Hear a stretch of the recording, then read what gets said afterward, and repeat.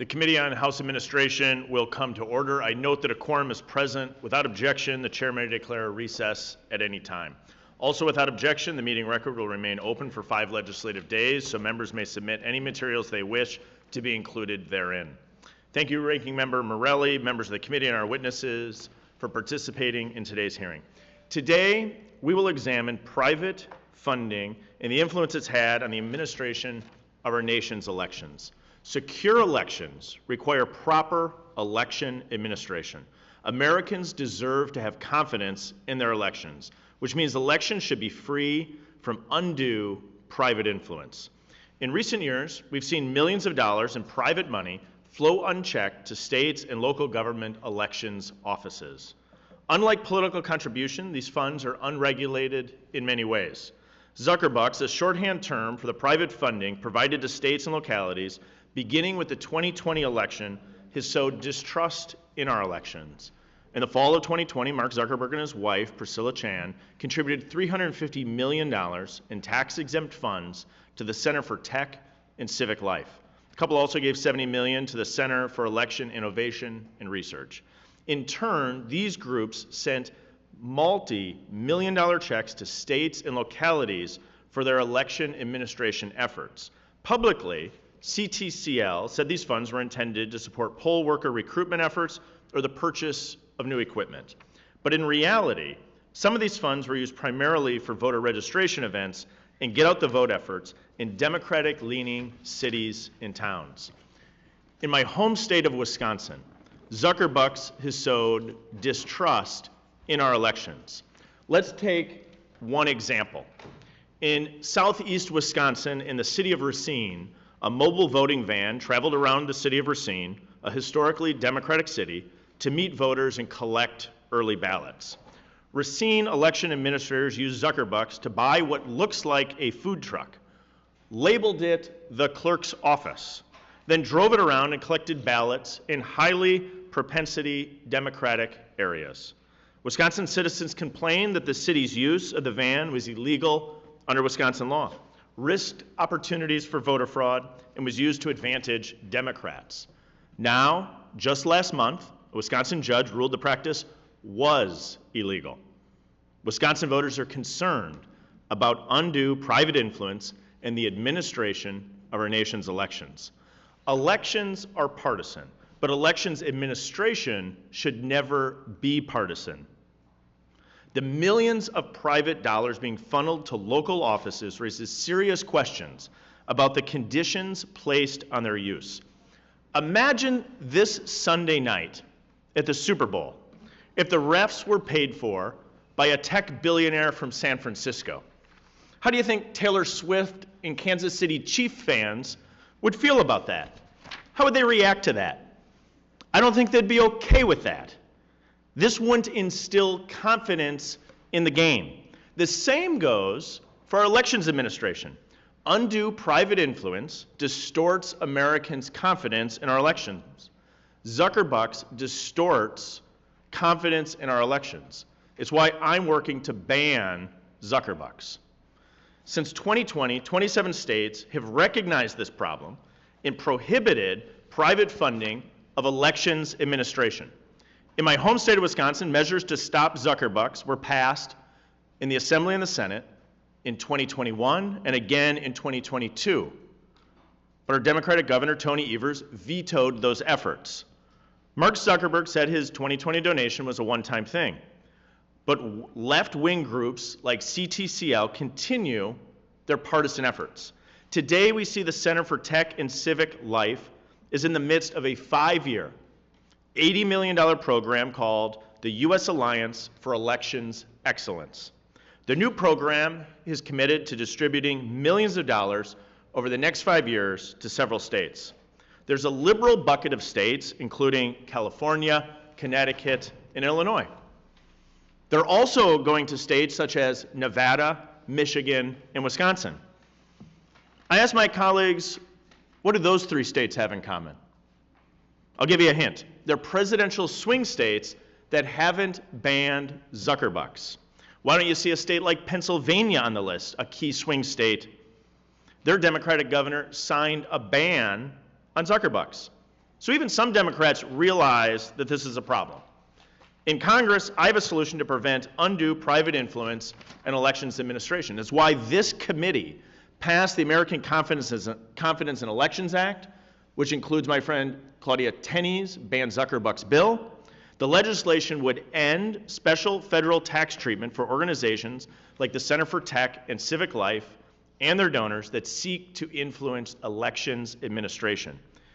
And we have released the Model State ACE Act, a toolkit of model state legislation for states to consider. The toolkit includes strong reforms to prevent undue private influence in elections administration by banning donations directly to local elections offices. Today, I look forward from hearing from our witnesses who've written and researched the roles Zuckerbucks and private funding can have on elections administration, and drawing attention to what steps Congress and our state legislators must take to resolve the crisis in confidence. Thank you. I'll now yield 5 minutes to the ranking member, Mr. Morelli, for his opening statement. Good morning. Thank you, Chairman Steil, and thank you for gathering us. As I begin, I can't resist pointing out the incredible role reversal we're hearing this morning. For the first time that I can remember, Republicans are haranguing public servants for accepting philanthropic assistance that enhance the efficiency and security of their official responsibilities. What an extraordinary flip-flop. This is the party that wants to privatize Social Security. This is the party that wants to privatize Medicare. The Republican Study Committee, to which almost all the majority members of this committee belong, released a proposed budget last year that called for the privatization of transportation through Amtrak and to the air traffic control functions of the FAA. So the majority's alleged concern about charitable foundation financing in the realm of election administration is disingenuous at best. Of course, we all know the reasons my colleagues across the aisle oppose this partnership. It's because President Trump lost the 2020 election fair and square, and the majority cannot and will not accept that fact. That's the reason we're here, using taxpayer funds for what is, by my count, this committee's 10th election-related hearing just this Congress, all to chase down debunked conspiracy theories. We should be crystal clear. We are only here today discussing this topic yet again because the endless tantrum the presumptive Republican nominee for president, his enablers in Congress, and his cronies in the right-wing media echo chamber continue to throw. They insist, with no evidence, that nonprofit grants supporting the urgent public health needs of election officials in 2020 in the face of a once-in-a-century pandemic was some nefarious partisan scandal and plot. If there's any scandal and plot here, it's how pitiful public support for election administration is in this country. This committee has heard repeatedly from election administrators how critically they need additional funding to run safe and secure elections. They have told us time and again about the significant costs conducting the elections that define the very soul of this country. Our elections, our democracy, our willingness to exchange views and ideas, to freely give voice to our passions and stand up for our convictions, our courage when elections don't go our way, to accept our losses with grace, humility, and an unwavering faith in the wisdom of voters, and the strength of our shared national story. These are the things that make America truly great. But shamefully, the majority in this Congress has turned a deaf ear to these American values and the public servants who uphold them. This majority is attacking transparent, nonprofit funding for election administration while doing nothing to stop the flow of billions of dollars of dark money that flood our politics and drown out the voices of everyday American voters. It is our duty as elected officials to listen. We should listen to voters who are tired of the big lie. We should listen to our consciences. And we should listen to the officials who do the precious work of election administration. We should labor together on their behalf. There's plenty of room for bipartisan agreement here. We can give administrators the funding they need. We can bolster our election system against foreign interference and the spread of mis- and disinformation. We can make it easier for every eligible voter to access and cast a meaningful ballot. We can address the growing threat AI poses to the security of our elections. Just last week, We had a productive bipartisan hearing on the issues and implications of AI on the legislative branch. We've only just begun to imagine the possible consequences of AI in the election space. The threat AI-generated election interferences poses to the security of our democracy and to public officials is evident as demonstrated by the subversive AI robocalls that targeted New Hampshire voters just last month. Instead, we have again returned, predictably, tediously, to election denialism. If my majority colleagues are serious about ensuring the sanctity of American elections, they should ensure the public servants who uphold our democracy are fully funded and properly supported, rather than once again wasting time amplifying another disproven, discredited conspiracy theory. I look forward to hearing from our witnesses today. I thank all of you for being here. Thank you again, Mr. Chair. I yield back. The gentleman yields back. Without objection, all other members' opening statements will be made part of the hearing record if they're submitted to the committee clerk by 5 p.m. today. Today we have a one-witness panel. We welcome Dr. Will Flanders, Ms. Molly Hemingway, Dr. Scott Walter, and Dr. Zachary Moore. We appreciate you being with us today and look forward to your testimony. Pursuant to paragraph B of Committee Rule 6, the witnesses will please stand and raise their right hands. Do you solemnly swear or affirm that the testimony that you're about to give is the truth, the whole truth, and nothing but the truth, so help you God? I do. Let the record show that the witnesses answer in the affirmative. You may be seated. I'll now introduce our panel of witnesses. Our first witness, Dr. Will Flanders, is a research director at the Wisconsin Institute for Law and Liberty. Dr. Flanders is a leading expert on the effects of private funds in public election administration. Dr. Flanders has conducted extensive research about the illegal mobile voting van that was used in my home state of Wisconsin. Our next witness, Ms. Molly Hemingway, is a journalist and national best-selling author. Ms. Hemingway has written extensively on how private funding has influenced the integrity of our elections. Her book on this issue has become a seminal text in understanding the impacts of such funding in our nation's elections. Our next witness, Mr. Scott Walter, is president of Capital Research Center. Mr. Walter has previously testified before Congress about the problem of foreign money in our elections, and he's published a number of articles on election law and influence private funding has on elections administration. Our final witness, Dr. Zachary Moore, is an associate professor at the University of Kansas. Dr. Moore's research focuses on cost analysis and accounting practices in government, including the cost of administering elections. We appreciate all of you being here today and look forward to your testimony. Let me remind the witnesses that we've read your statements in full and they'll appear in full in the record. You're to limit your opening statements to 5 minutes. We'll now recognize you, Dr. Will Flanders, for 5 minutes. The mic on? Okay, there we go. All right, thank you, Chairman Steil, Ranking Member Morelli, and members of the committee for the opportunity to testify here today. First, I think it's important to set the table about where the Wisconsin Institute for Law and Liberty stands on election integrity issues more broadly. In the aftermath of the 2020 election, Will, and I'm not talking about myself in the third person here, we're talking about the organization Will henceforth, conducted an assessment of the election that was referred to by the Wall Street Journal as the best assessment of what happened. We found that while almost certainly the number of votes that did not comply with existing legal requirements exceeded Joe Biden's margin of victory in Wisconsin, there was no evidence that we uncovered of widespread voter fraud. Indeed, President Biden likely received more votes from eligible voters in Wisconsin than did President Trump.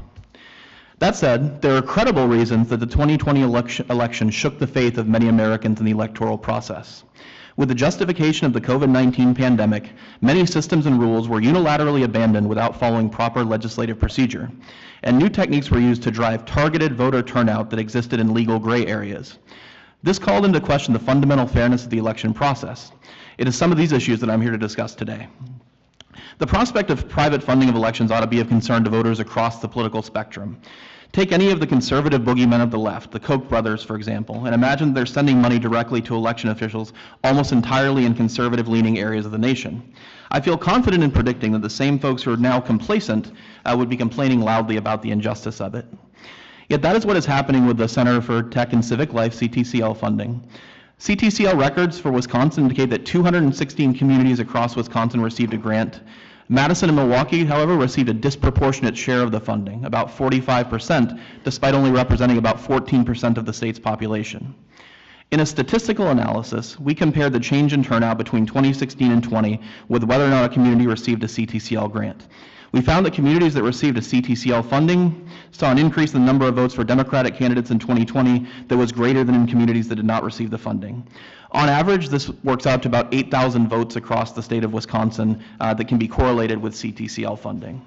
So while in our work we did dismiss what Representative Morelli called some conspiracy theories, like for example with the voting machines, this is a very real situation. This isn't some conspiracy theory. It's also important to note that CTCL grants were likely legal under Wisconsin law at the time they were made. As was mentioned, there have been efforts to, in subsequent years, to ban these grants that have not been signed into law by the governor. We currently have a constitutional amendment that will be going on to the ballot this fall to let the voters decide whether or not we want this funding to continue. This is important because even if we took CTCL at their word that this was a nonpartisan process, it doesn't mean that the next person to engage in similar tactics will even have the slightest lip service given to nonpartisanship. What we can say for certain is that CTCL did provide funding for a program that was ultimately judged to be illegal. As was mentioned by Chairman Steil, before the 2021 elections, the City of Racine introduced a mobile voting unit.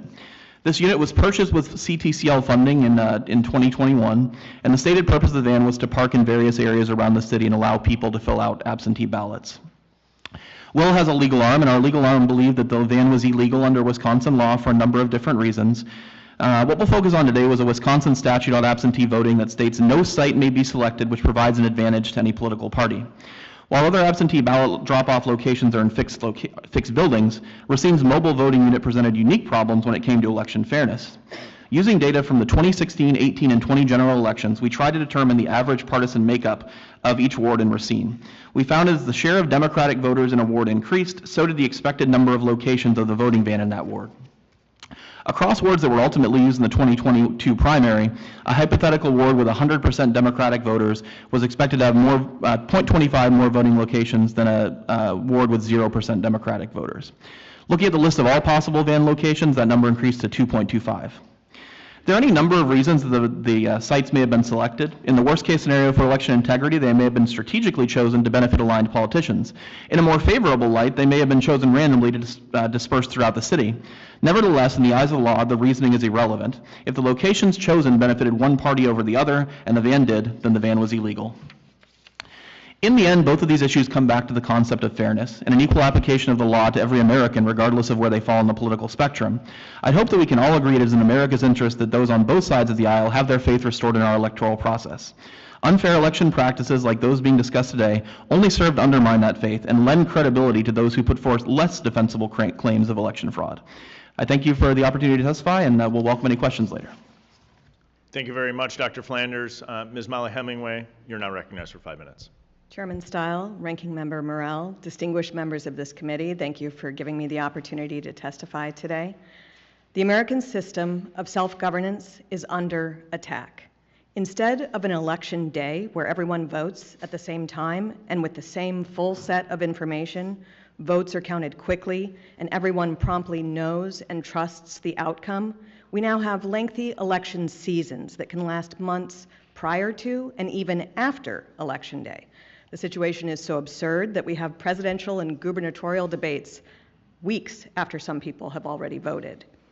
Instead of having total security and a verifiable chain of custody for ballots being issued, cast, and counted, we flood addresses across the country with tens of millions of unsupervised mail-in ballots months ahead of elections, frequently to locations from which voters, if they're even alive, have long since moved. Instead of having election administration that is rigorously nonpartisan and impartial under the law, we have allowed the private takeover of government election offices by partisan oligarchs and their armies of activists who use those offices and their authorities to tilt the election toward favored candidates. Instead of voters being able to vote for the candidate of their choice, powerful interests backed by wealthy oligarchs are working to remove the most popular candidate and the ruling party's chief opponent from the ballot in a move reminiscent of Soviet Russia. And if that weren't enough, instead of the top candidates chosen by the people being able to fully engage in a vigorous campaign heading into an election, we have one side actively attempting to throw its opponent in prison and bankrupt his family, again, reminiscent of Soviet Russia. Instead of a system of rule of law that gives Americans the same rights and due process, the Department of Justice and other partisan actors are prosecuting their opposition, whether powerful or lowly, and doing so in places where partisan juries will ensure a quick conviction. Instead of a free and independent press that shares news and information to help inform voters, we have a press that is almost exclusively the arm of one political party and is so corrupt that it is willing to perpetrate hoax after hoax against opposition party members. Instead of a vibrant public square where Americans can debate issues and express their strongly held views, we have an elaborate censorship industrial complex where the government works hand in hand with tech oligarchs to suppress and blacklist debate on all the important issues that contribute to election outcomes. This is something I know firsthand because our government worked with tech companies to censor me for my election reporting. Allowing just one of these attacks to infect our electoral system would be a crisis. Allowing all of them at the same time is an existential threat to our system of self-government. In my best-selling book on how election administration has been co-opted by groups seeking political power, I reported on a new phenomenon in the 2020 election that has already severely eroded trust and needs to be addressed decisively. In the last presidential election, nonprofit groups with very strong ties to the Democrat Party and funded by one of the world's wealthiest and most powerful men, Facebook founder Mark Zuckerberg, took over government election offices, most notably in the Democrat areas of swing states. Since then, the efforts by partisans to further infiltrate government election offices to ensure favorable outcomes have only increased. I look forward to answering questions about how the private oligarch takeover of elections is a threat to our system of self-government. Thank you very much, Ms. Hemingway. Mr. Scott Walters, you're now recognized. Mr. Scott Walter, you're now recognized for 5 minutes. Chairman Steil, Ranking Member Morell, distinguished members of the committee, thank you for the honor of testifying. I'm president of the Capital Research Center, which studies how special interests engage in politics, especially through nonprofits. As people from across the political spectrum know, confidence in our elections needs strengthening. Your right to single out private funding of election offices, which was a scandal in 2020 and continues in the 2024 cycle. We at the Capital Research Center have published online all our data on the private funding of the 2020 election by the Center for Tech and Civic Life, or CTCL, the main conduit for the so-called Zuckerbucks. I don't want to relitigate the election, just learn from it. A few data high points first. The percentage of CTCL money that went to jurisdictions Biden won in the battleground states are Arizona, 75% Democrat, Pennsylvania, 83%, Michigan, 86%, Wisconsin, 90%, Georgia, 94%, Nevada, 100%. Mr. Chairman, in your state of Wisconsin, CTCL gave out 188 of its minimum $5,000 grants. It gave out 31 larger grants, 3 to counties, 28 to cities. 20 of those 28 cities were won by candidate Biden, only 8 by candidate Trump. Those 20 Biden cities received 90% of CTCL's dollars in your state. A similar grotesque skewing is seen when we compare the per capita spending in those over $5,000 grants. The average per capita spend in Trump jurisdictions, 55 cents. The average in Biden jurisdictions, $3.75, nearly 7 times higher. No wonder the majority of states now ban or restrict such private funding of election offices. No wonder every single governor who's tried to thwart his democratically elected legislature's desire to ban such funding has been a Democrat. No wonder the Wyoming Secretary of State wrote all his county clerks warning them about CTCL, its desires past and present to influence elections with, quote, misleading tactics, and its possible funding from foreign sources. In my home state of Virginia, the opposition to such funding was unanimous in the Senate. Neither party wanted out-of-state billionaires controlling our elections. Yet CTCL ignores this widespread opposition to its agenda and turns instead to ever more insidious schemes to influence elections. Its response to criticism is merely cosmetic. The same day newspaper headlines announced Mark Zuckerberg said he'd never repeat his 2020 election funding, CTCL announced an $80 million rebrand of itself as the Alliance for Election Excellence. The latest effort to ensnare local government offices is no less objectionable. The Honest Elections Project has documented the Alliance's infiltrations of 2 North Carolina counties where CTCL aimed to provide in-kind services that may escape existing private funding bans, and also aimed to receive in-kind services from government offices, including data on voting and offices' internal operations.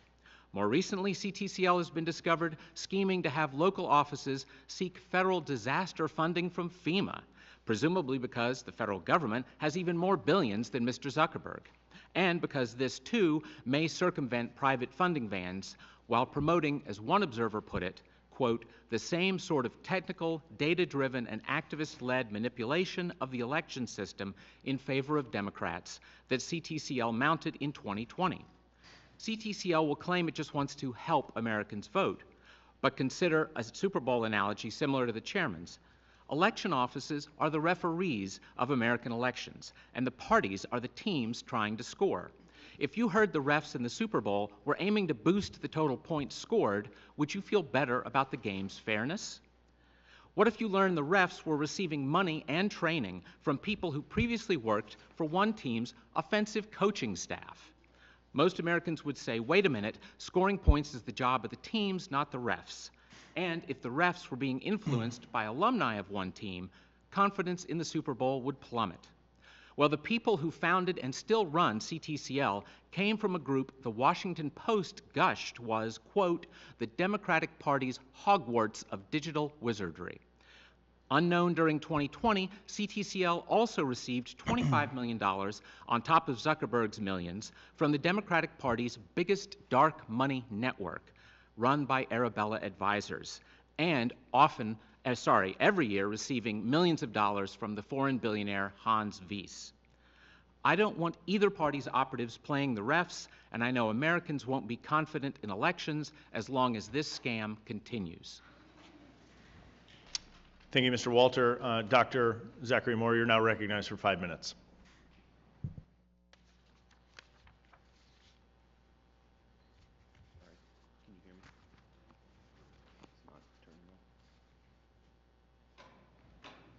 I think it's when the light. Yeah, it's on.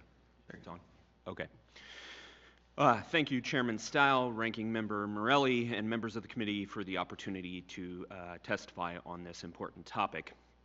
For over a decade, I've studied local government accounting practices, and starting 8 years ago, my team and I specifically started looking at the cost of local elections administration. This research guides my comments today.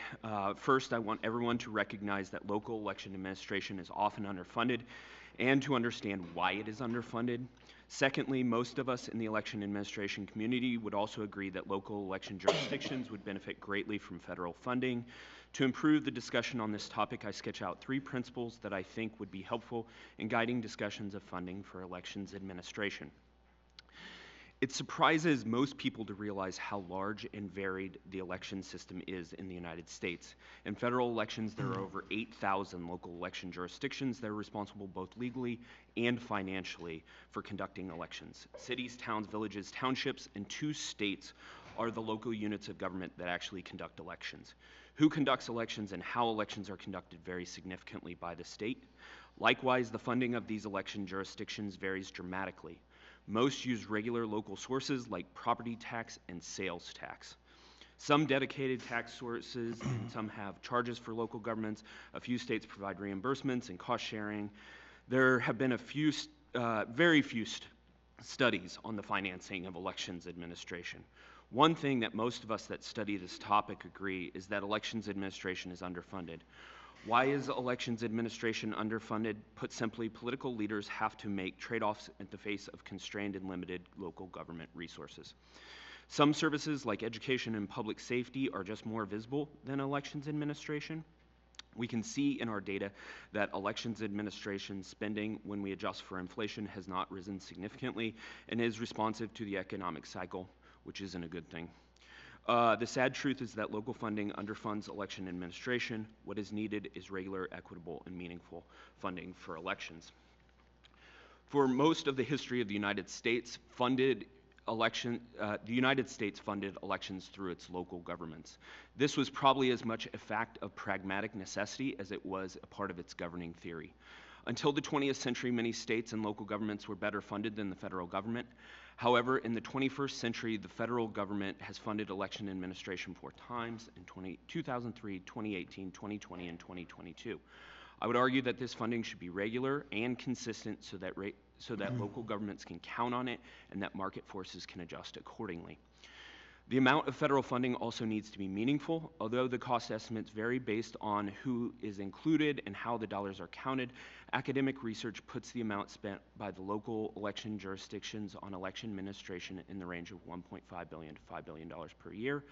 Ideally, the federal government would pay a meaningful share of this cost. While federal offices may appear on the ballot every other year, the reality is that the cost of maintaining voter registration lists, training, and maintaining equipment happen every year, and these costs do not go away in the years where no federal office is on the ballot.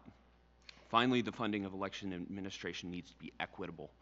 One surprising fact from our research into election administration is that the cost is often the highest in rural areas. The reason for this is simple. There are high fixed costs of voting and fewer people in these jurisdictions. There are many ways that the federal government could split the cost of election administration with state and local governments. And in recent years, I have heard some in the election administration community just say to keep it simple and ask legislators for just $1 per voter. $1. I do think we need to keep the cost structure in mind. Perhaps we need to raise what we would give to the smaller local governments, but I think this is important. These comments build on comments I plan to make at the Election Administration Symposium at the University of Kansas next week.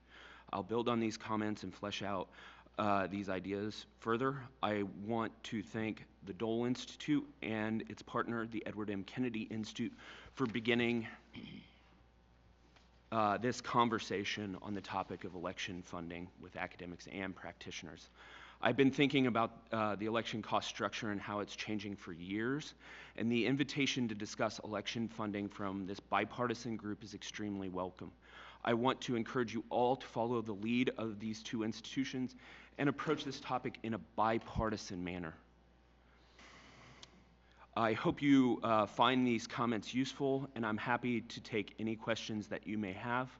Go Chiefs. Thank you very much, Dr. Moore. We'll now begin questioning our witnesses. We're going to begin with the chairman of the Oversight Subcommittee, Mr. Loudermilk. I'll remind we have a full roster on the committee, which is great. We have a standing room only in the back. I will be strict on the 5 minutes so that everyone gets their opportunity to question our witnesses prior to votes. I'll now recognize Mr. Loudermilk. Thank you, Mr. Chairman. Before I start my questions, I'd like to submit for the record an article from the New York Post by Mrs. Hemingway, entitled Facts About the Zuckerbucks, How He Helped Swing the Electorate in 2020. Without objection. Well, thank you, Mr. Chairman. Thank you all for being here today. Very important topic. It's one thing that you'll find very interesting being in this committee. There's often a lot of rhetoric from our friends on the other side of the dais about how Republicans can't seem to get over Donald Trump's loss in the 2020 election. But it's always them that bring it up. It appears that it's more that they are having a problem getting over it, not us. The fact is, why we're having these hearings is you have to recognize that the American people have a significant distrust in our election system. Right or wrong, we need to address that. There are instances of voter fraud. Whether there was a significant amount to swing the 2020 election or not is still up to for the debate. But we have to make sure that elections are equitable and they're fair. Regarding human nature, there's an old adage that if you tell a lie big enough and keep repeating it, inevitably the people are going to believe it. But on the other hand, the truth is not always popular, and it's often very difficult to obtain. But it is always the truth, and that's what we're looking for here.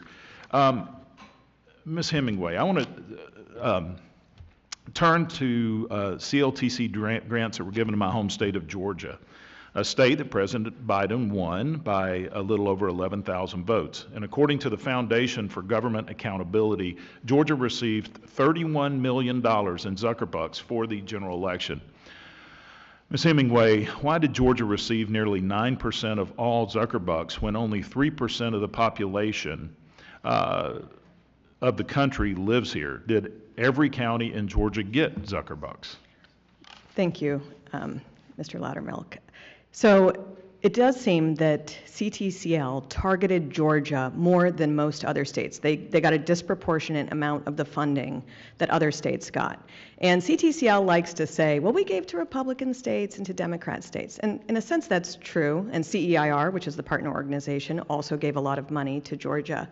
But they were targeting states that might be able to be flipped, and I think Georgia is a great example. It's a state that went 5 points for Donald Trump in 2016 after the influence of the Zuckerbucks funding that targeted the blue areas of Georgia. Georgia went, by 11,000 votes or so for Joe Biden. And it was just a long targeted project to influence the outcome of that state, it appears. I don't mean to interrupt, but if they were taunting that they're giving to Republican states as well to be equitable, that would indicate to me that out of 159 Georgia counties, 159 counties would have received some funding. But from what I recall, they only provided grants to 43 of those counties, with Trump voting counties receiving an average of $1.91 per registered voter, while Biden voting counties received $7.13 per voter. Is that true? Exactly. So in addition to them getting the largest percentage of funding of any state, you look at it on a county-by-county basis, and counties where they were attempting to get more votes out of Democrat voting counties got dramatically more funding than the Republican-based counties. And again, the targeting was in areas where they thought they could get the most votes. So Democrat-leaning counties got 4 times the amount of Republican-leaning counties. Do you know why? I would love to hear what they have to say about that. Me as well. So what were the differences in the counties that received Zuckerbucks versus those that did not, other than they were more blue counties than red? I mean, they were more blue than red. Is there any other logical reason why they would receive more funds? I can't answer that. Okay. Do you have any idea how Fulton, Cobb, and DeKalb counties used their Zuckerbucks? So Zuckerbucks were sold as a way to deal with the COVID crisis. You remember what it was like in 2020. Mm-hmm. We had government shutdowns everywhere. And it was very controversial, actually, at first to see Mark Zuckerberg, one of the world's wealthiest and most powerful men, coming into our election administration. But the way it was kind of pitched was, well, people need help buying personal protective equipment. And so people thought, well, I guess that makes sense that voting administration might need some help.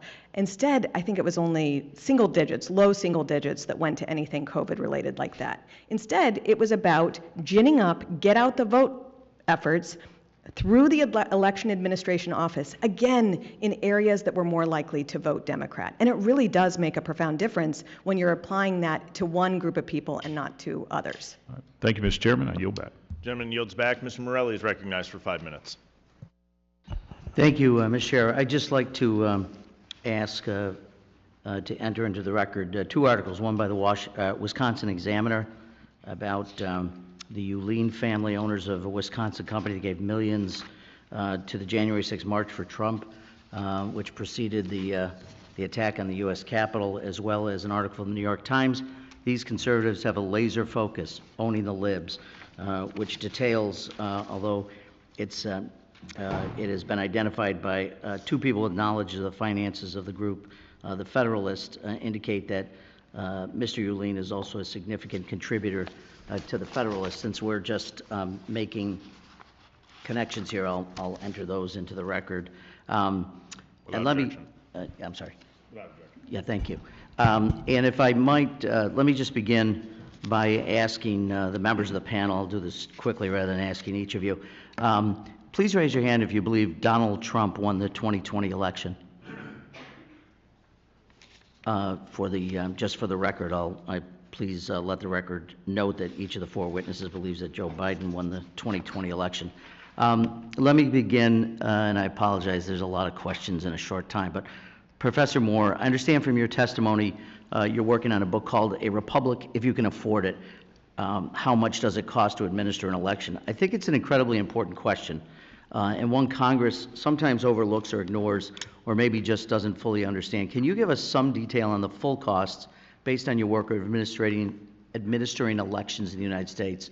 And you can divide it by federal versus state, however you're looking at it. Yeah, can you hear me? The mic, okay, there, the mic's on.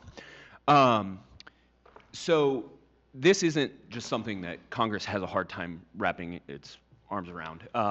Because local governments do elections administration, this has been something that's been overlooked in the literature for years and years and years. And so we're just now getting a handle on that.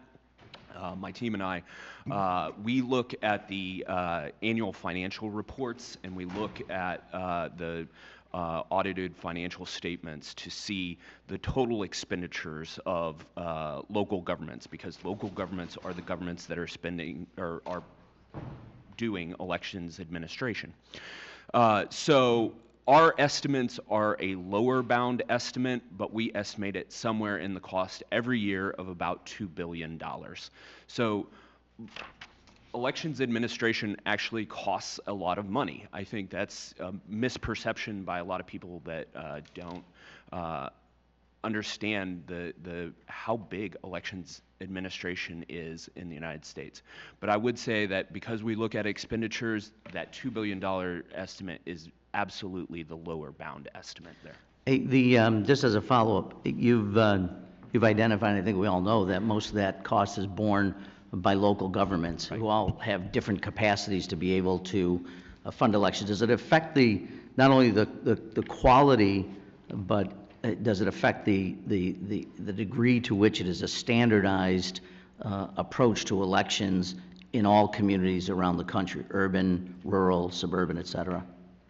Actually, there's wide variation in the amount that gets spent across the country. On average, in the lowest spending states, it may be $2 or $3 per voter, or registered voter rather, and in the highest spending states, it's more like $20 per voter. And would you suggest that affects the ability or the quality of the ability of local election officials to carry out their responsibilities?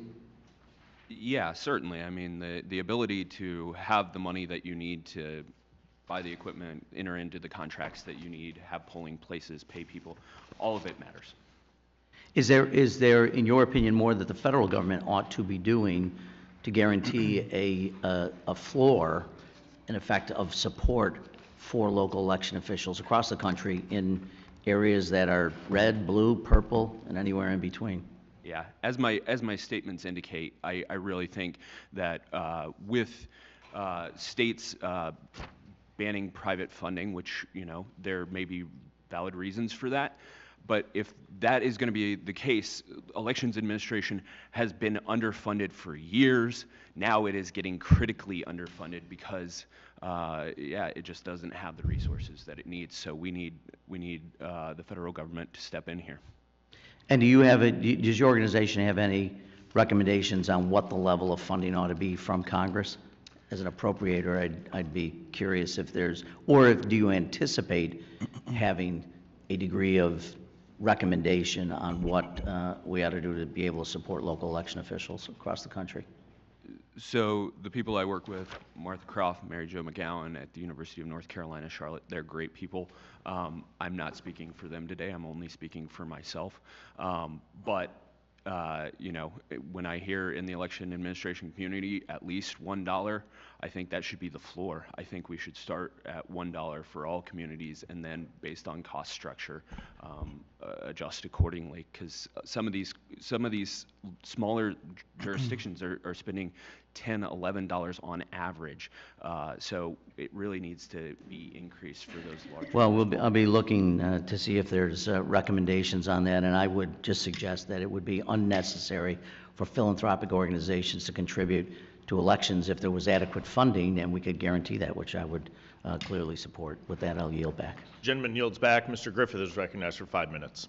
Thank you, Mr. Chairman. Dr. Moore, I'm going to continue to go with you on that same theme because I like the way you think. Even if we might disagree on some of it, I like the way you think because my district is more than 9,000 square miles in size. I have 28 jurisdictions, and some of those counties are pretty darn large. And so, and I got all kinds of mountains in there too. So it takes, you know, what might look like only about 9 or 10 miles on a map might be a 45-minute to an hour drive because you've got to cross a mountain to get from one town to the next in the same county. So you're saying $1 per voter, and then I appreciate, and this is the part I like the most, recognizing that if you're in Arlington County, Virginia, which is very compact, very populous, you might not need as much money as you would need in Buchanan County. Would you agree with that? Which is a larger county with mountains in it and a smaller population. Yeah, so the data absolutely bears this out, that the more rural counties, like you said, you have to get people different further, and you have to spread them out in polling places, and so that all costs more per voter. So yes, I think that we need to recognize that. And I think I heard in your testimony as well that you recognize that if you have some disparities in there, you need to adjust for that. So this is where I go to Mr. Walters' data. Buchanan County, Virginia receives 60 cents in the Zuckerbucks arena. Arlington County receives $1.08. Arlington County is part of the 8th Congressional District, which has a PVI rating of 26 or 27. The 9th District of Virginia, the district I represent, has a PVI of R23. Doesn't it strike you as a little unusual that in the entire 9th District, of the 7 jurisdictions out of 28 that got money, Washington County got the most at 50 cents a voter. Arlington got $1.08. Fairfax got $1.08. PVI 26, PVI 23, PVI 26 gets the lion's share of the money. Doesn't that strike you as odd? If you're trying to set up a system that's just trying to get people to vote? It doesn't strike me as remotely equitable. It also doesn't strike me as being aimed at, in fact, equitable funding in elections. Which I appreciate Dr. Moore's for. He's for that. So I'm not criticizing him at all. I think that he has some valid issues that we need to deal with. I thought it was very interesting because in the entirety of the 9th District, which covers that 9,000 square miles, we got $78,053, whereas Arlington County got $238,643. Is that accurate, or is that comport with your data? Yes. I'm taking it all off, the I think, your chart. online for anyone to check who likes. Yeah, it's, I mean, it's just shocking. And let me say, I know lots of people want to go to a partisan mischief. I don't have to go there. The system was set up poorly. It may have been partisan. It may not have been. Because what could have happened is they just put the money in, and then they created a system which, and you know how we all politicians, we know how to do this. You tweak the way the system works. You make it so the bigger counties and cities are going to get the money because they have the grant writers, and they can check the right boxes to get more money. They can say, oh, we need X, Y, and Z, whereas a rural county may not be able to do that. For example, in Scott County, Virginia, a couple of years ago, and there's a fight in the county as to whether they could or couldn't have, but the Board of Supervisors turned down a bunch of state money because it had a matching requirement, and they didn't feel like they could afford the match. And so you run into those problems as well, don't you? No, exactly. Although I would point out, if you go to the IRS website, it's very clear that charities cannot have the effect, whether or not they have the intention, of helping one party in an election. Well, and I don't think there's any question that, at least in my home state of Virginia, a heck of a lot more money flowed to the Democrat jurisdictions. I believe the number's 90% of the money went to the Democrat-leaning jurisdictions as opposed to 10% for the non-Democrat leaning jurisdictions, and whether that was their intent or not, the result creates an unfair game. I yield back. Gentleman yields back. Ms. Sewell is recognized for 5 minutes. Mr. Chairman, I have serious objection to today's hearings and the partisan nature in which I think that we're setting this up. Even the title, Confronting Zuckerbucks, Private Funding of Election Administration. I think all of us can agree that no private funding should be funding our elections. It should be public funding, and it should be adequate funding. As ranking member of the Election Subcommittee and the author and sponsor of the John Robert Lewis Voting Rights Advancement Act, I understand deeply the importance of safe, secure, and accessible elections. As someone who was raised in Selma, Alabama, and learned at the feet of foot soldiers such as John Lewis and Amelia Boynton Robinson, the very importance of the right to vote, I really have no tolerance for the unrelenting assault on voting rights perpetrated by the partisan and extreme organizations represented by today's Republican witnesses. Dr. Flounder's law firm, known as Will, was involved in a 2019 lawsuit seeking to purge 200,000 voters from the rolls in Wisconsin. Will has litigated to restrict voting rights and advance Republican interests. I'd like to submit for the record an article from the document, Democracy document entitled "The Little Known Wisconsin Legal Group Wreaking Havoc on Democracy." Will is funded by,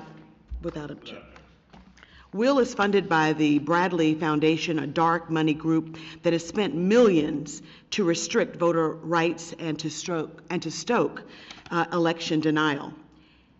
Ms. Hemingway's organization allegedly included a, quote, black crime tag on articles it published documenting crimes allegedly perpetrated by Black Americans.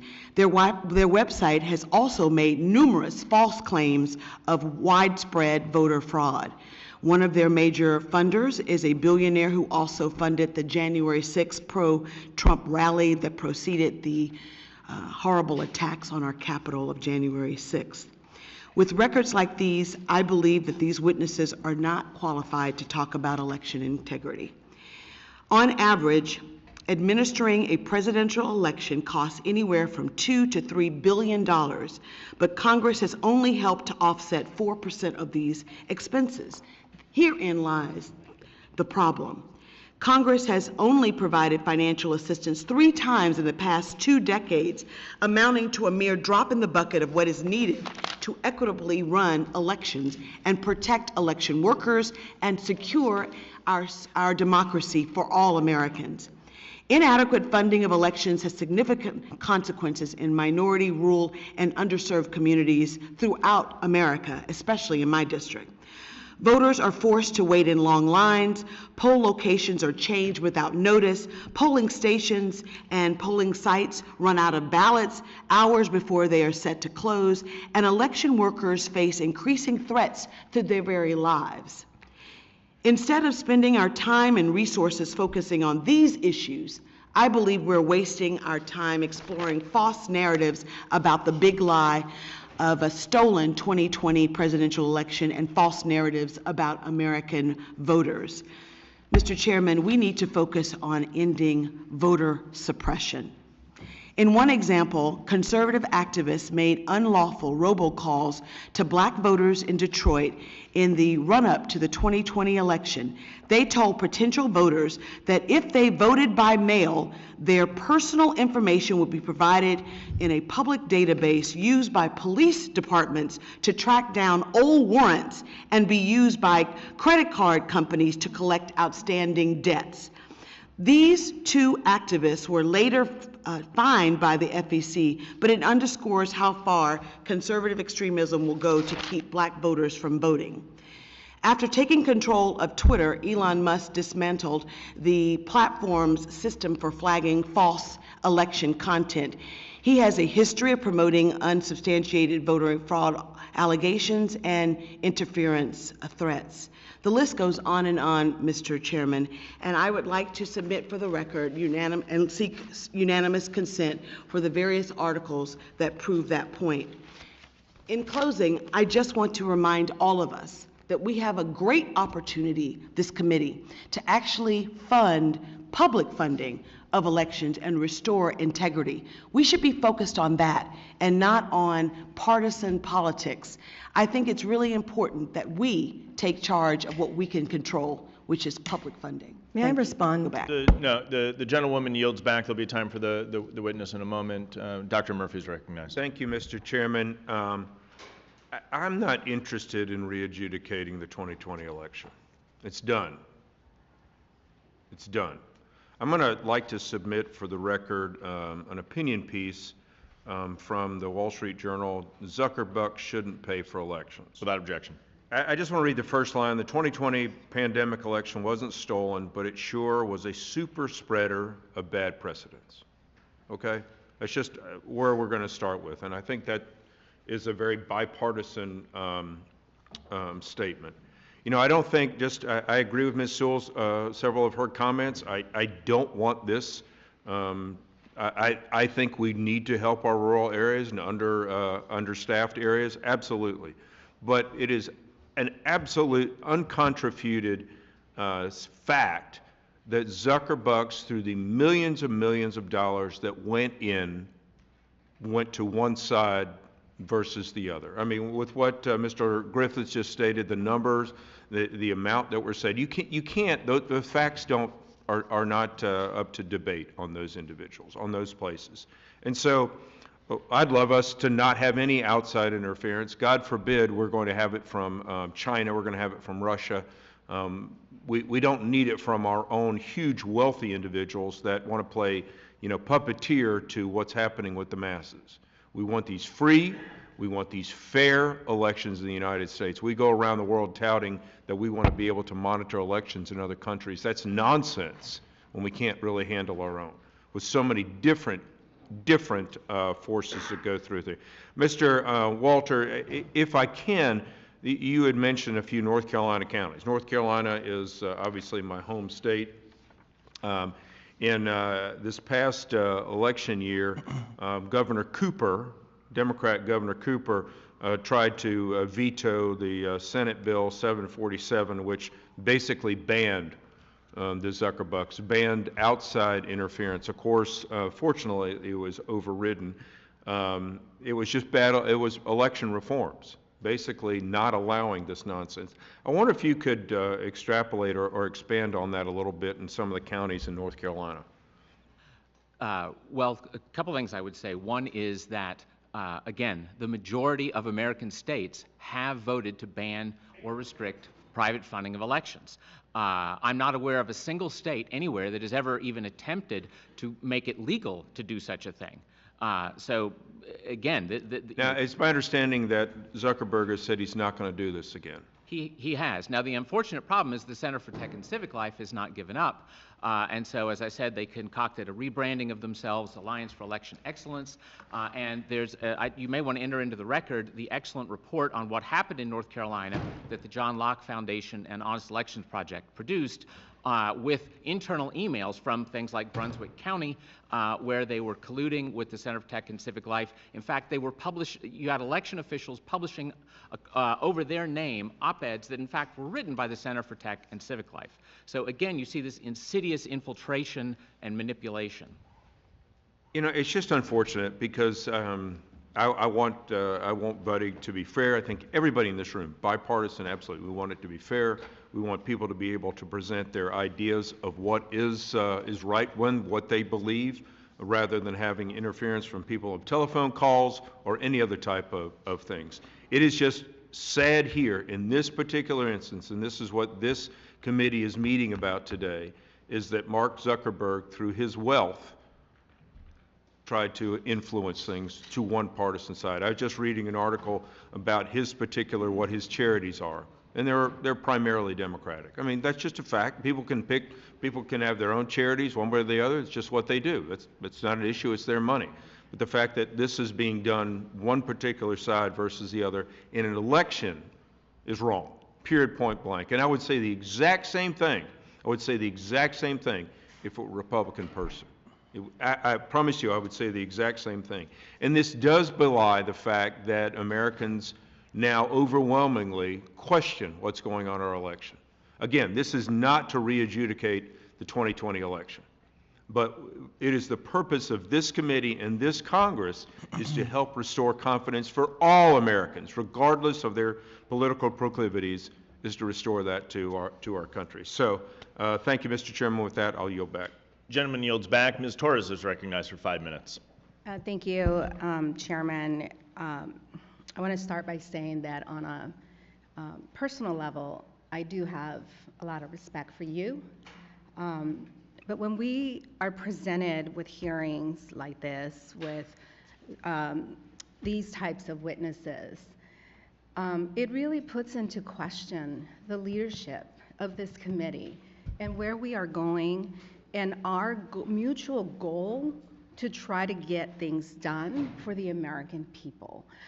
It is really unfortunate that we are where we are, and I do want to believe that you truly, truly want to get to the bottom of how do we stop super PACs, how do we stop charities, how do we stop nonprofit organizations, whatever we want to call them, from or you know, people who are billionaires to influence in our elections.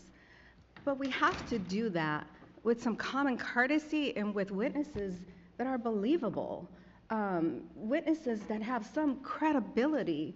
I'm going to try really hard here today to try to stick to an agenda that I think you try to put together for us, and try to you know, show some civility where civility has not been shown.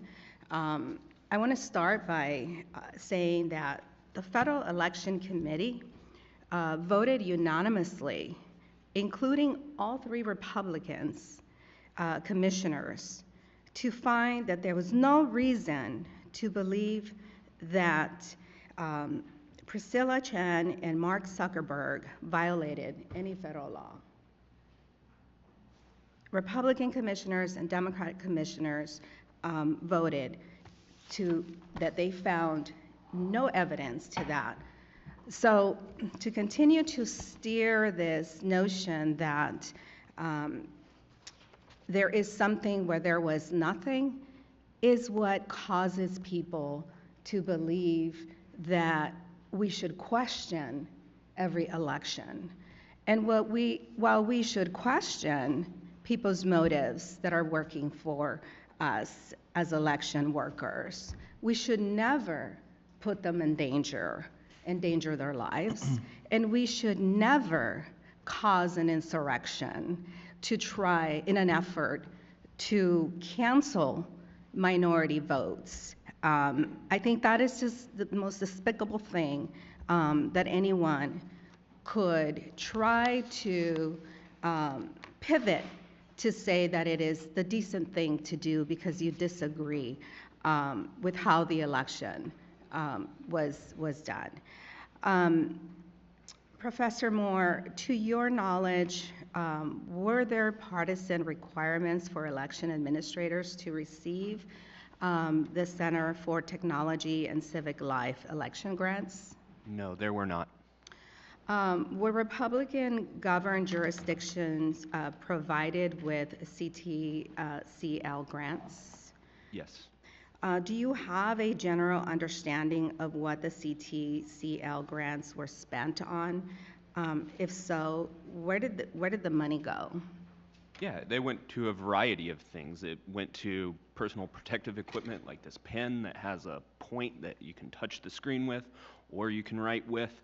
We forget about that this was a pandemic and these were small things that made a difference. They also bought new equipment and other PPE, but by and large it was things like that, simple things. Protective equipment for the staff, maybe masks, maybe other safety equipment, gloves. Oh, and wages. They often would provide $20 or $30 extra for each day. So that's what I have seen in talking with people, what they used it for. Thank you. Mr. Chairman, I also seek unanimous consent that this article by Ranking Member Morelli and Bryan, which ran on the Hill, 2024 promises to be a contentious Congress, must support election workers now. Without objection. Thank you. Professor Moore, in your study of the cost of election administration, have you come across any information regarding the burden that the spread of misinformation or disinformation causes in our community? Well, I think in terms of costs, it does have an impact, an indirect impact in the fact that these costs are to the people that conduct elections, and a lot of elections administrators, election workers are getting out of the business because. The gentlewoman's time's expired. We asked you to respond in writing. I will note, because it was a question on the hearing, I think it's relevant to know that we're not talking about whether or not a law was broken. I think we're talking about whether or not we should change the law. Right. And I think that's really important. As we heard earlier, Ms. Sewell, who had to step out, as I interpreted her words, she said that there shouldn't be private funds in elections. We've seen a number of states change policies to block private funds because it questions, so many people have questions when they see these private funds come in.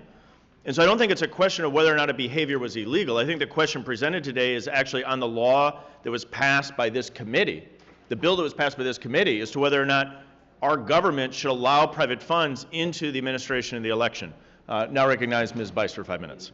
Thank you, Mr. Chairman. And I find it incredibly disturbing that my colleague would question the validity of the witnesses that we have before us today. We have a PhD, we have an author and editor-in-chief of a very well-known online publication.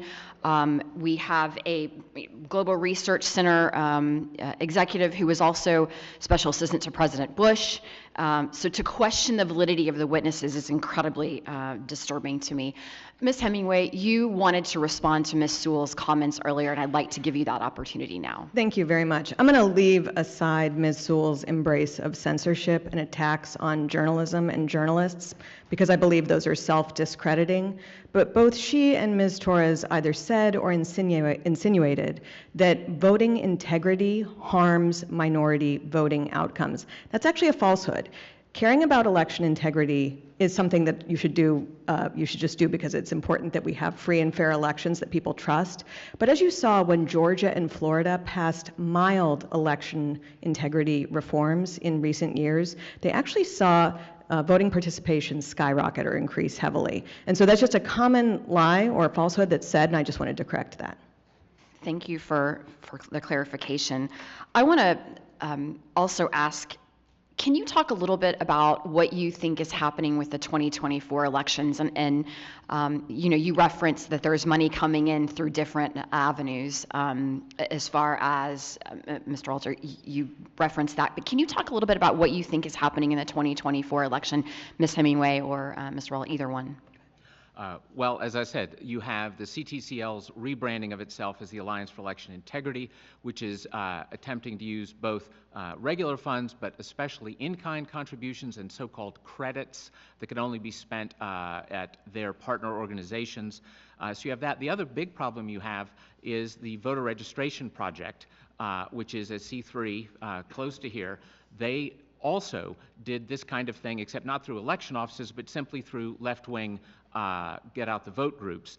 And again, getting out the vote's a wonderful thing if it's a political party doing it, or if it's a C4 doing it, or a super PAC. It is an outrageous thing if it's charitable dollars from foundations and donor-advised funds being used by 501c3 charities. That is not legal. Thank you. Ms. Hemingway? I would just add another thing to have on this committee's radar would be how President Biden, like 2 months after he entered office, signed an executive order calling for each federal agency to kind of get involved in these types of things as well. And that is something, given the nature of our current bureaucracy, the permanent Washington, D.C. class, and something that we had previously kind of, again, wanted to keep separate because political parties are involved in getting out the vote for their particular candidates. And so many abuses can be done when you're using taxpayer dollars in, again, a partisan fashion. Thank you. In Oklahoma, there was approximately $2.8 million that counties received from Zuckerbucks, according to the Foundation for Government Accountability. But because of that and the questions surrounding how those dollars were being used, House Bill 3046 was passed, which was authored by my former colleague, Mark Lepak, to prohibit private funding of elections. And I think that we now have over 25 states that have enacted some sort of legislation to prevent this. I fully recognize, having been in the state legislature prior to being elected to Congress, that funding for elections is challenging. And we should be looking at how we do that better. But I would also argue that we need to be mindful of essentially giving additional federal dollars to states that I don't think are administering those elections well, and I would use California as one of those examples. Why would I want to fund an election process that I think is broken? States like Florida, during the 2000 election cycle, recognized they had a problem. We all remember the hanging chads situation, but they rectified it. They realized that they wanted to build confidence in their elections. The mail-in balloting process, the drop box process, I think is very flawed. Oklahoma doesn't do that, and I'm very proud of the way that we structure our elections because we know that there's confidence in the outcome. And so while I do think that we should look at funding, I think that we need to be mindful of the process. Dr. Moore, any thoughts there? Yeah, Quickly. You mentioned Florida. When they realized they had a problem, they also had to start spending more. So we need to encourage that, okay? Yeah. On the states. Thank you. Yeah. I yield. Gentlewoman yields back. Mr. Kerry is recognized for 5 minutes. I want to thank the chairman. I also want to thank the ranking member, and I do want the witnesses to do appreciate you guys coming in. And though you may see different questions and line of questioning from both sides, I do want you to know that my dear friends on the other side are friends, and they're very talented legislators that are doing the job that they need to be doing and asking the questions that they want to ask. Mr. Flanders, I want to say, before the 2020 election, did the states or localities accept private monetary donations to help them with elections administration? Yeah, so, while there could be some small example that, for a dog catcher race or something like that, we're not aware of any widespread funding of elections, certainly not to the level that we saw with the CTCL funding. So the answer to that is no, as far as I know. Okay, so should public officials be accepting donations from organizations like the CTCL in the first place? Yeah, so I think what we've heard today, and even from some folks on the other side, right, is that there are concerns when this money is being provided to local election officials, and I think the answer is absolutely not. And it's good to hear that there might be some bipartisan agreement on that question. Okay, so what are let's go back to this. What are some of the dangers that you could see that are associated with accepting this funds? Yeah, so I think what we see here is, and you can put aside the sort of whether or not this was strategic. I think we mostly would say that it was strategic, but say these grants were provided just to larger communities because they thought larger cities needed more help. Well, that does lead to a partisan bias in the outcomes, and I think we're on a slippery slope here. Again, you could take them at their word. You could take CTCL at their word that they did this in a nonpartisan way, but without legal changes, there's nothing to say the next person who does this will even give any lip service whatsoever to doing this in a nonpartisan way, and there's no limitation on that. With that, does accepting private funds for alleged purposes of election administration increase voters' confidence in election process or the result, in your opinion? Absolutely not. There's some polling from last year. I saw a 2022 poll that the majority of Americans think this funding should be banned, and I think when people learn more about the process, as we're doing here today, those numbers would even go up higher. Okay, I appreciate that. Mr. Walder, CTCL's U.S. Alliance for Election Excellence has targeted several counties across the United States, seeking for them to enter into membership agreements. Can you describe how this played out in certain counties in Georgia and in Arizona? Sure. Well, one recent example in Georgia caused the legislature to enact a second ban on Zuckerbucks.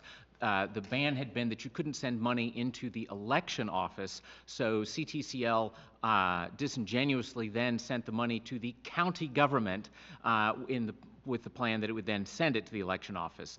The state legislature responded quickly, and that is now forbidden in the state of Georgia. So it's my understanding that the alliance has also targeted Forsyth County and Brunswick County in North Carolina. What do you think they're targeting in those counties? Well, again, it perfectly fits the pattern of trying to turn out Democrats in the elections. And the other thing that it does is it helps them to, they go to these counties and they say, we're going to help you. We're going to provide you with in-kind contributions. And by the way, we're also going to give you an improvement plan for your office. Now, again, outside groups should not be trying to run the government election offices. That's a simple principle. Okay. Mr. Chairman, I want to thank everybody that's here to testify today, and I want to thank the members of this committee. Thank you, Mr. Chairman, for holding this hearing. With that, I yield back. Gentleman yields back. Mr. D'Esposito is recognized for 5 minutes. Thank you, Mr. Chairman, and good morning, everyone. Chairman, I'd like to submit for the record 2 separate articles. The first from the Honest Elections Project, Zuckerbucks 2.0, the U.S. Alliance for Election Excellence, exposing the left's latest attempt to influence the election process. Objection. The second is from the Daily Signal, how one Georgia county skirted Zuckerbucks' ban to bank $2 million in an election grant. Without objection. Mr. Walter, the Center for Tech and Civic Life, the group Mark Zuckerberg gave millions of dollars to during the 2020 election, recently embarked on a 5-year, $80 million project called the U.S. Alliance for Election Excellence. Is the alliance orchestrating a direct scheme to override state bans for Zuckerbucks and private funding of election administration? And if so, how can the alliance get around such regulations? Well, it certainly is. As I said, sometimes they're attempting to get around bans by giving to a different part of a government instead of the election office. Sometimes they're offering in-kind contributions. Sometimes they're offering so-called credits that can only be spent with their partners, some of whom are part of the Arabella Advisors dark money network that receives foreign influence cash. Okay. Now, do you know who or where they'll target? Well, they've targeted a number of different places. It's interesting to see Greenwich, Connecticut, for instance, was one place they targeted, and there was very controversial there, and the town decided to refuse to accept membership in the alliance, although they did take the money.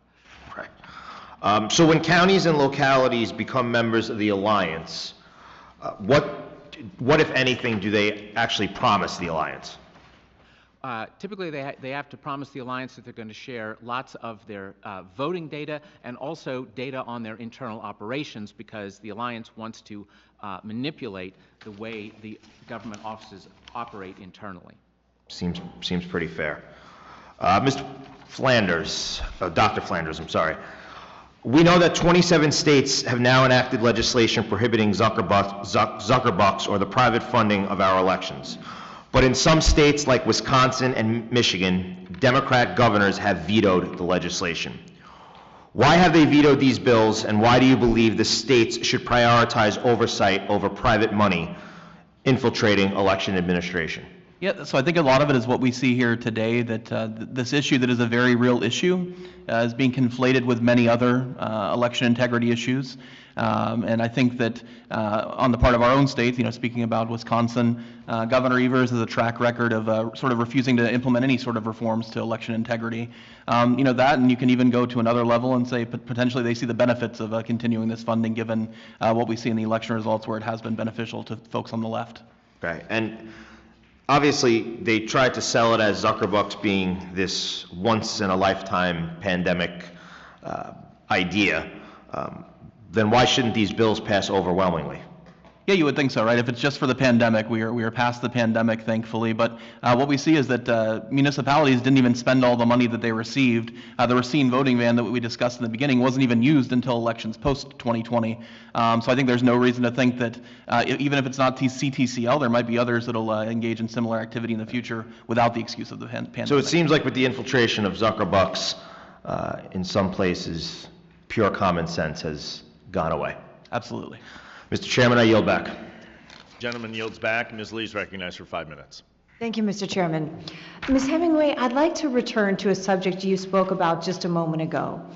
Several times today, we've heard allegations that election integrity measures are tantamount to voter suppression, and that many of the things that we're talking about here today have some sort of effect that is negative on voter turnout. So I think it's important that we address that and that we address it thoroughly. Would you tell us a little bit more? You know, for example, when I was Secretary of State, quite frequently we were subjected to litigation, activist litigation, insinuating that any of our integrity measures were suppressing the vote, where those lawsuits weren't brought in other states, some of which had more restrictive voting laws than did Florida. So I'm interested in your thoughts about those subjects. Right. Well, it's interesting also to just think about the context in which we first talk about this. So it is true that a political party, the Democrat Party, actually worked to suppress the black vote throughout the South for decades. And they didn't do it by just like banning outright. They did it through manipulation of election administration in different municipalities. And so people are concerned about that. But it is also true that we have higher, voter turnout now than we've had in a very long time. People are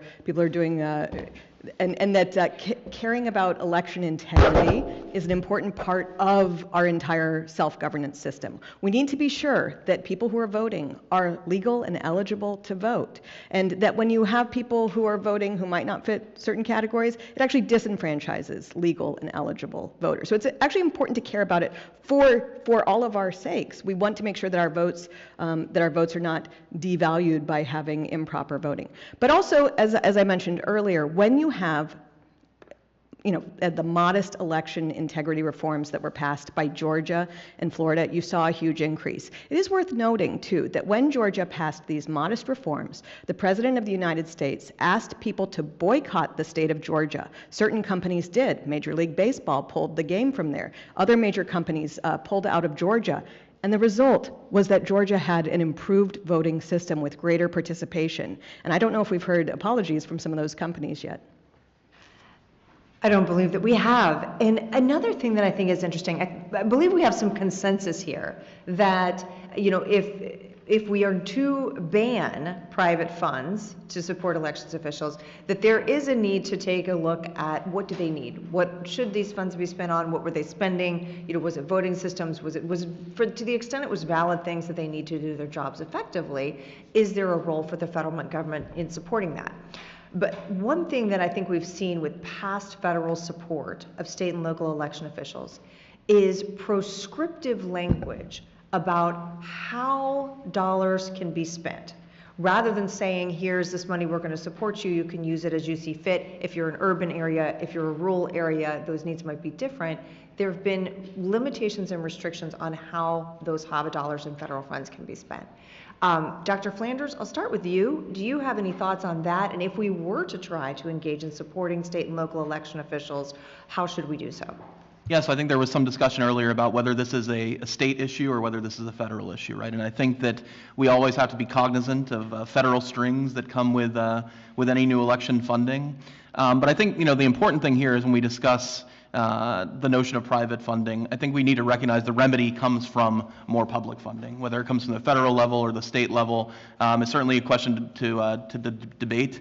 And obviously, I think as a conservative libertarian leaning organization, we'd probably prefer that come from the state level to the extent possible.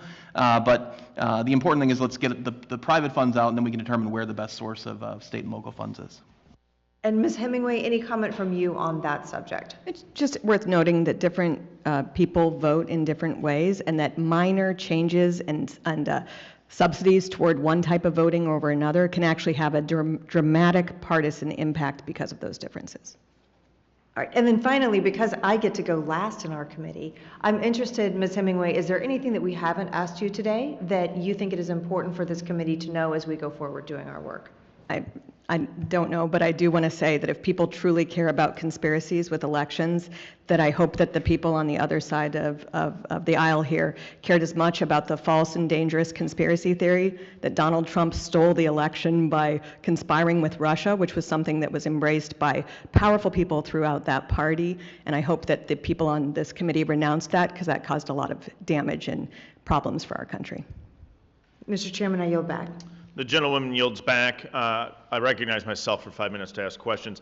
Ms. Hemingway, I want to start with you. In the fall of 2020, the Center for Tech and Civil Life gave $6.3 million collectively to the Wisconsin cities of Racine, Green Bay, Madison, Milwaukee, and Kenosha, correct?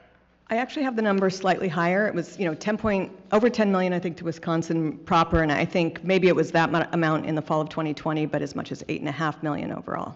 So we'll agree that it's a lot of money. Now, these cities are supposed to spend the CTCL's grant funds on things like personal protective equipment and poll workers. Is that what it was for? And that's particularly how it was sold to the general public. It was for worker recruitment, drive-through recruiting, nonpartisan voter education, but that's not where all the money went.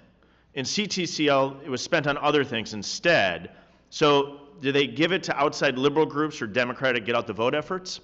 They actually did. And for absentee ballot curing initiatives. Yes, and again, in a disproportionate fashion. And did they hire CTCL recommended staffers? Into county offices, yes. And so in cities like Green Bay, Wisconsin, isn't it right that they outsource the election duties to outside private liberal groups? Yes. But Wisconsin law says that elections are run by clerks and other government officials, right? Very clear, yes. And so under CTCL's grant terms, that outsourcing wasn't allowed, right? It should not have been. And CTCL needed to get written permission for a city like Green Bay to do this, is that correct? Yes, I Did believe so. CTCL get permission in there or any other jurisdiction? I don't believe we have evidence that they did. I don't think there's any evidence they did. So CTCL approves these plans in writing. And we have an email from the then chief of staff to the Green Bay mayor telling CTCL that she would do whatever CTCL recommended. Is that accurate? Yes. And what did CTCL end up recommending? Scaling up the voting process by mail? Yes. And even recommending election staffers? Yep. Staying on the topic of CTCL's recommending experienced election staffers, in Green Bay, CTCL recommended an election staffer from New York. Is that accurate? He was, yes. But in Northeast Wisconsin, it's a pretty big place. Why didn't CTCL have anyone in mind with experience in the state of Wisconsin? Why do you think they brought someone in from the state of New York? I don't know, but he had access to, he asked for and received access to quite a bit of privileged information. So CTCL recommends a New York election staffer to come to Wisconsin and Green Bay to help run the election. And what role did other CTCL staffers play? Did they manage the vote by mail process with updates on absentee ballots? Mm-hmm. Did they send out, return, and collect absentee ballots? Yes. Did they supervise the counting of ballots? Yes. Again, in Democrat areas. In the city of Green Bay. Did they help voters cure absentee ballots? Yes. And at least one staffer had access to the voting machines before Election Day and was running the voting counting operation on election night, correct? Yes. And CTCL recommended staffers in some instances actually replaced nonpartisan election workers. Is that accurate? Drove them out, yes. That's absolutely insane. And so when we're talking about these private funds coming in, I think it's incredibly appropriate for us to dig in and understand what they did. And it's the reason that I think it's so essential we pass my legislation that would actually ban Zuckerbucks. It would ban these private funds from coming in, because when you see what these funds were used for, it does not instill confidence in the elections process. And so let me jump over to you, Mr. Flanders, if I can. I want to go to the 2022 Racine, Wisconsin use of their Zuckerbucks funding for the illegal voting van. How did this work in practice? Did it stop in front of specific locations? Did it have a partisan bias? Yeah, that's right. The city determined where the locations the van would park would be, and there were 22 locations that it actually ultimately parked in throughout the August primary. And when we did an analysis looking at where those were located, they were more likely to be located in Democratic-leaning areas than Republican-leaning areas of Racine. So they took the voting van that was labeled as a clerk's office that looks like a food truck and specifically drove it to Democratic-leaning areas of the city. Is that accurate? That is accurate. And did they match that and equally go to Republican-leaning jurisdictions? They did not. They were more likely to go to Democratic-leaning areas. So they utilized the funds to drive forward a partisan agenda. And is that illegal in the state of Wisconsin? That is illegal under state law, yes, And sir. the judge ruled that it was illegal, correct? Correct. And now, since 2020, now let me step out a little bit bigger picture. Since 2020, 27 states have banned Zuckerbucks. Is that correct? Yes. But in the state of Wisconsin, Governor Evers actually vetoed the ban of Zuckerbucks not once but twice. Is that correct? That is correct. And so this could all happen again in the state of Wisconsin this election cycle. Is that accurate? That is correct. That's the problem. Absolutely. So as we're having a conversation about the challenge that we face, it's the reason we have to ban this at the federal level, and it's the reason that at the local and state level, we need to see every state follow the actions of 20 other states, including states like Pennsylvania that took the action to actually ban Zuckerbucks. I appreciate our witnesses being here. I yield to the ranking member if he would like to make closing remarks, and then I will as well. Yeah, I just thank you, Mr. Chairman, and thank you to the witnesses for being here. I do think, and I certainly not in a position or have any desire to defend Mark Zuckerberg or his wife. I think if he were watching, I suspect he's not, but if he were watching, he'd probably be shocked. If he truly wanted to affect the outcome of elections in a partisan way, he certainly could have used his money to support Democratic candidates around the country. Maybe he did. I don't know, but I don't know why he'd invested in a not-for-profit organization that was intending to help support election officials. And I would also say, it does seem to me that some of the things that have been described or alluded to actually do violate the law, but the FEC, as Ms. Torres pointed out, unanimously, including Republican commissioners, voted that there was no violation of law. So I'm happy to talk about what philanthropic organizations can and cannot do. I do think when it comes to, if you're interested in increasing voter participation, clearly there are urban areas where voter participation has lagged way behind, and if they made the decision they thought that would increase turnout, perhaps that's the way they did it. I'd love to look at that, but I think the conversation here has been much hotter than it should have been. Let's look at what philanthropic foundations can and cannot do. Let's also add, in a bipartisan way, a lot of money to support local election officials, because they certainly deserve, they are the front lines in this democracy, and we would be well served, I think, to add additional support to their efforts. But I do think I'm somewhat amused by this, because I can't imagine there, if he was really that intent on partisanship, that there wouldn't be better ways to spend his money. But with that, Mr. Chairman, again, thank you for the opportunity to be here, and thank you for allowing me to add a few words at the end here. And with that, I yield back. Thank you very much. I think the reason for the heat on our side is the funds were used for the partisan advantage of Democrats. And so I think as we look at these funds, the whole goal here is to get the referees to be neutral. The reference at the start that the referees in this Sunday's Super Bowl should be neutral, that you don't want them paid by a tech billionaire in San Francisco, you don't want them paid by Taylor Swift. You want the referees to be a neutral arbitrator of the law. We want the administration of our elections to be a neutral arbitration of the law, and it's darn frustrating for the American people to see private resources coming in that has a partisan impact. And as we saw in the case of the Racine voting van, it was actually proven that those funds were used for an illegal purpose. Why? Because they were used for a partisan purpose, to drive forward a partisan advantage using private funds through the election administration. And that does not instill confidence in our elections. And my goal is to instill confidence in our elections, because I am of the belief, and I think the data supports, that when people have more confidence in their elections, they're more likely to participate, and participation in our democratic process is a good thing.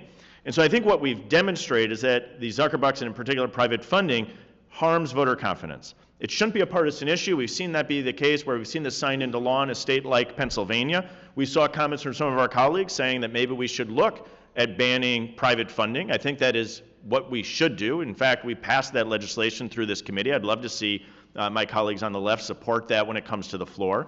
While my governor has vetoed the Zuckerbuck ban twice, this November, voters in Wisconsin have an opportunity to vote on an amendment to the Wisconsin Constitution to prohibit private funding of our elections. I hope voters take the opportunity to do the right thing and prohibit left-wing groups from influencing elections in Wisconsin. I'd like to thank all of our witnesses for appearing before us today. Your testimony has been very helpful. Members of the committee may have some additional questions for you, and we ask that you respond to those questions in writing. Without objection, each member will have 5 legislative days to insert additional material into the record or to revise and extend their remarks. There being no further business, I thank the members for their participation. Without objection, the committee stands adjourned.